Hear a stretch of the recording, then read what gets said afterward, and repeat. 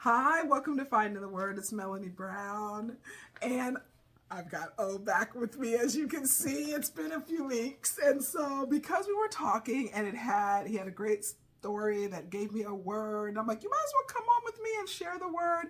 It's care, and O is a patient care technician. He has been for the last 20 plus years. That's working with dialysis patients. So they have kidney failure, and he runs the treatments. And he had a nice story about Karen, his supervisor. So I'll let you share. Yeah, like she said, I've been with this company for 20 years now, and Karen was my nurse manager at one time. She wasn't the one that hired me initially, but she came in later on, and the talk was when she came in that she was a serious person, very matter of fact, and she was. She turned out to be that way, but at the same time, I think she was probably one of my best nurse managers that I had experience with. She was always there to help. She was on the floor. I mean, she treated everybody equally. She even came and did the job like she did her job and also the job that we performed too. So she was a great boss to the point where even corporate recognized the fact that she was good and promoted her several times to where she became a regional manager. So for probably like the last 10 years or so, she has been doing that job.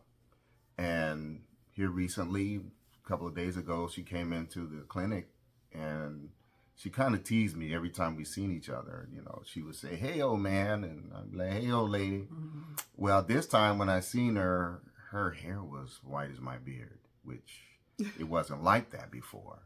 But she had taken some time off because she had, some, surgery. So she had to take off for about 6 months. Oh. So Friday she came in and she said, "Hey, this is my last day." And I'm like laughing at her because I'm like, "Stop playing." And I'm like, "You're serious?" And she said, "Yeah." And she came up and gave me a big hug.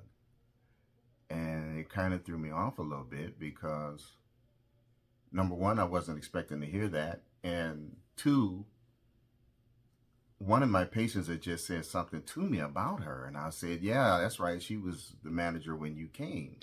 So here she comes walking in the door. So after she comes and gives me a hug, I'm like, "Wow, you know, take care of yourself." And so Karen is introducing me to the lady who's taking her place. So when I walk up to her, she introduces her to me, and I, we say, "Hi, nice to meet you." And she immediately turns to Karen and says, "He reminds me of somebody."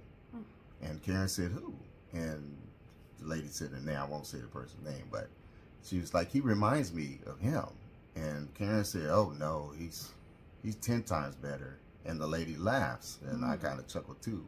So she's like, "He's been here the longest, and he's one of our best techs that we've had, you know." And I'm like, "Wow, thanks. I appreciate that."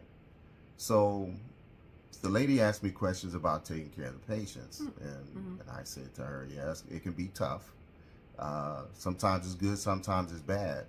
And I tell her jokingly, I kind of treat them like my kids sometimes, because sometimes you tell them stuff, they don't listen. So we proceed to keep talking about, taking care of the patients. And, Karen makes this comment, like he's, you know, one of the best ones here. And if I was to end up on the machine, I would only want him to take care of me. So that kind of takes me back a little bit because Wow. She said she would only want you. Yeah. I was So that's amazing. Out of all the techs she's big dealing deal, with. right? All the years that I've worked there, and all of the people she's dealt with, and the people she's seen come through, for her to say, "I would only want you to take care of me," is it's a big testimony deal to me. That's a testimony of the way that you care for the patients, and you do a job with the patients that is leaving no possibility No. of error.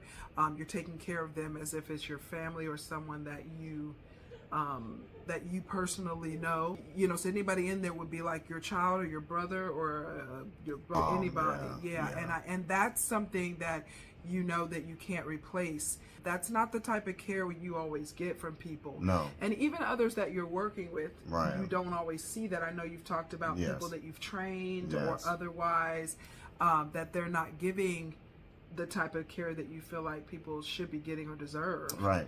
Right. You know, because you hold these people's lives in your hand. mm-hmm. So I understand it's tough because you have to give up so much of your life when you're on dialysis. You know, you can't drink like you normally can. You can't eat the same foods. So it's difficult. So in place of that, I try to make sure that they feel safe, number one, and also try to, you know, make them happy, make a little, you know, give them a little spark for, you know, for the day, because it's hard to have to go in there and deal with that. Right. I would So, imagine so. Yeah. And so the care that you gave to them and the fact that she would want you to care for her is what really gave that word to me. And when I looked up care, it's 1 Peter chapter 5. And it is verses 2 and also 7. And so care is throughout that. And so I'm reading verse 2 through 7. This is dealing with the elders in the church and the young men of the church. Care for the flock that God has entrusted to you. Watch over it willingly, not grudgingly, not for what you will get out of it, but because you are eager to serve God. Don't lord it over the people assigned to your care, but lead them by your own good example. And when the great shepherd appears, you will receive a crown of never-ending glory and honor. In the same way, you younger men must accept the authority of the elders, and all of you serve each other in humility. For God opposes the proud, but favors the humble. So humble yourselves under the mighty power of God, and at the right time he will lift you up in honor. Give all your worries and cares to God, for he cares about you.